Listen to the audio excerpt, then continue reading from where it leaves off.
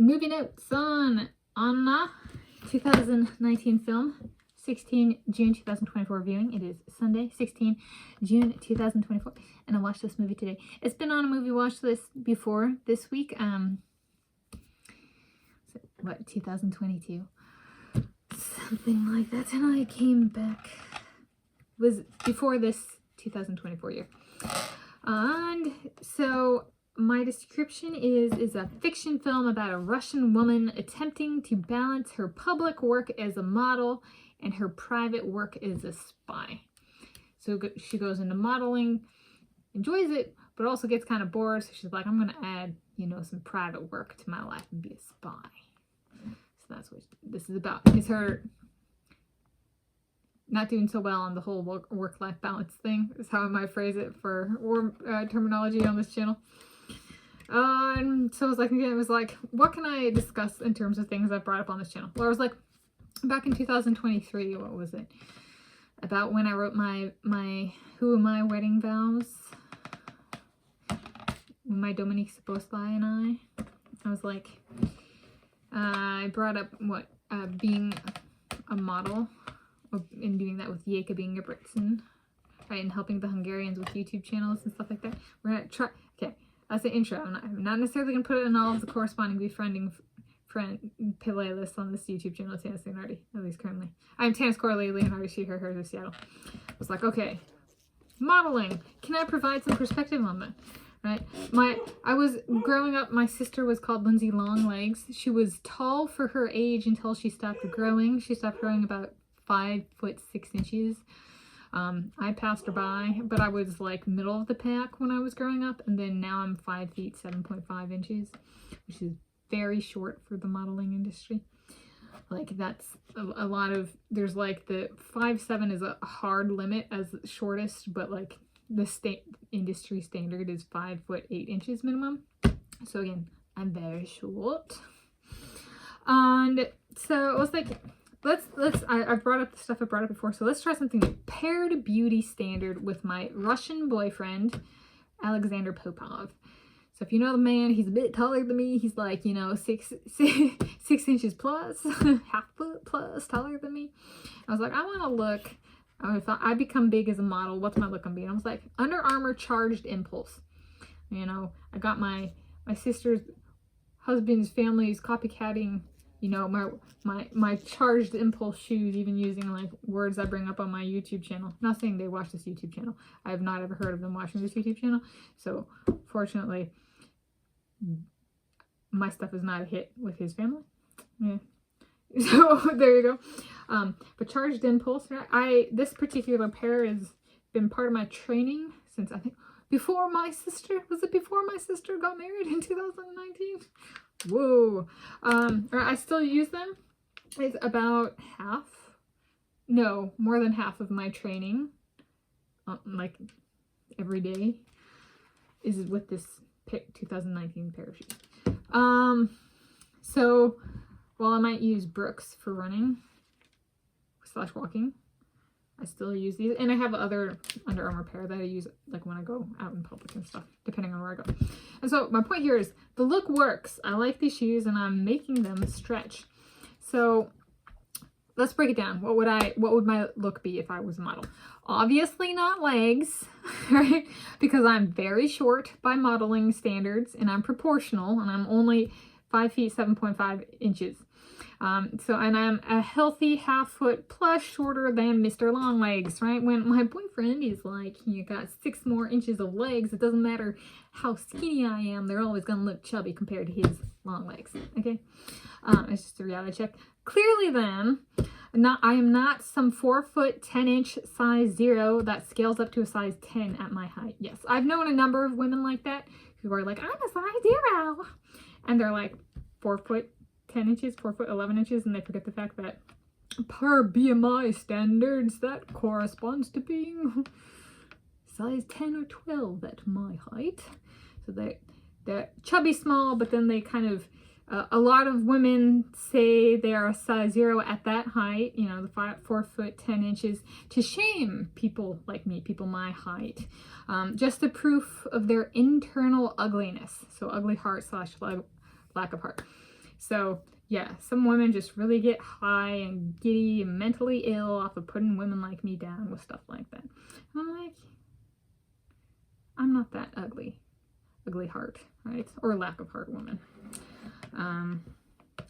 Yeah. So I'm not that, right? If none other than I lack the shortness to be that rude. With the size 0 shame angle approach. So, but let's see how ugly I can be in terms of heart, right?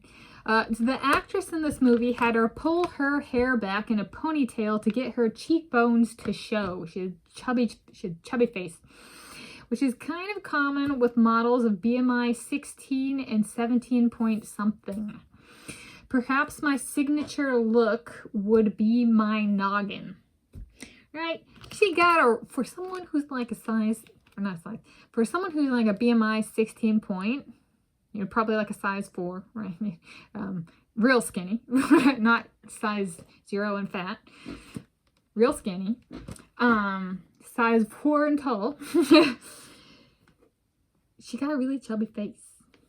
And which is kind of interesting because they, like, her face does not look like that in the movie, right? They pull, the only time that her cheekbones can really be seen and there's still a bunch of chub, like here, is when they pull the hair back in a ponytail. And even at towards the end, there's like a scene where they shaved the head of the person and she puts a beanie on. And I'm like, as someone who wears a beanie, I'm like, my BMI at like 22 point something has better cheekbones than she had at 16 point something. So like, if we're doing this as a professional critique, that's not her strongest feature. Right. It's just how to put it nicely. So it's like, and that's something that's actually pretty common in the modeling industry. A lot of people who are like very, very skinny in terms of like a BMI, body mass index metric, have very chubby faces. For not compared to like necessarily me at a certain, but like proportionally to me, they do have chubby face. And I'm like, I used to have much chubbier face. Then my bone structure changed my face a little bit as I grew up. So that used to be true for me as well. So that's part of why I can see it. And then my bone structure changed a little bit in my face, and now I'm like, I have cheekbones where I didn't used to when I was 15 years old. It's very weird. So it's like, not necessarily, it's my face, but not my face. Okay, there's people with much more pronounced cheekbones than me at, you know, a BMI at 25. So what I'm trying to say is my noggin. It's not my hairstyle, it's not my haircut, it's not my face, it's like the whole head. That makes sense. That would be my guess. All right, this is a guess, right? So I guess I'm not trying to pick on this person. I'm trying to point out that it is representative of the modeling industry, at least that I've seen, witnessed, for the very skinny ones. I think is my noggin. Like, but all of this, not necessarily just this, you know, kind of thing. So there we go. And I would be honored to look even somewhat like the model girlfriend in this movie. She is absolutely stunning, plus has hair about my length. It's very close to, it's like when I grow my hair out to like an inch. You know, that's how long. She's the most beautiful woman in this movie, hands down, the girlfriend. She's got hair color, hair tone is about mine. Like mine. I was just like watching this movie today and I was just like, yeah. So that's just stunning. Which I've seen this movie before, and I think when I watched it the time before, I was like, that's intimidating. Right? Of all of the women in this movie, I only find the one that looks somewhat similar to me intimidating. And I think she's shorter than this actress. So I'm like, maybe she's actually like closer to my competition level. Right? You're in my competition zone if you fall between the height of 5 feet 7 inches and 5 feet 9 inches. Everything else is outside. You're not my competition. You're too short, you're too tall. There we go. Hence, body proportion changes a lot around my height proportioning. So that kind of stuff matters. Yeah. But, and I guess that was also, she's also a model girlfriend in the sense of like, you know, a model house where like, the model house is like something everybody wants to be like. The girlfriend in here, I think, was like, she was a very considerate girlfriend, whereas the main character was kind of prissy personality. Yeah, but that's the character, right? That's how it was written, I'm going to guess. It's the work-life balance thing, yeah? And then to round that out, so is this the paired beauty standard with my Russian boyfriend, Alexander Popov? He goes, yes. And he's like, not looking at her legs. But nobody's ever given her a compliment on her legs. They've given her a compliment on her arms, in her head, my noggin. I've been to a museum and had somebody ask if they could touch my head. For reals. Okay? So, and I've had multiple people ask if they can touch my head. Not necessarily the hair. Sometimes the hair, but the noggin. And so, considering this is the only body part that I've had that true for, like I've actually been out in public at a museum with like witnesses and had that. I'm gonna go with my noggin, and it makes Alexander Popov, my Russian boyfriend, my boyfriend, happy because he's like, just cover the skin. You can have some of the face skin showing. Everything else has to be covered, including gloves and long underwear and stuff. Nobody gets to look at your legs. They hate your legs. They've never given you a compliment on your legs. Why would I be famous for legs? Not consistent with my lived experience. People, it's not been a standout. All right, so my movie notes on Anna, 2019 film, 16 June 2024 viewing.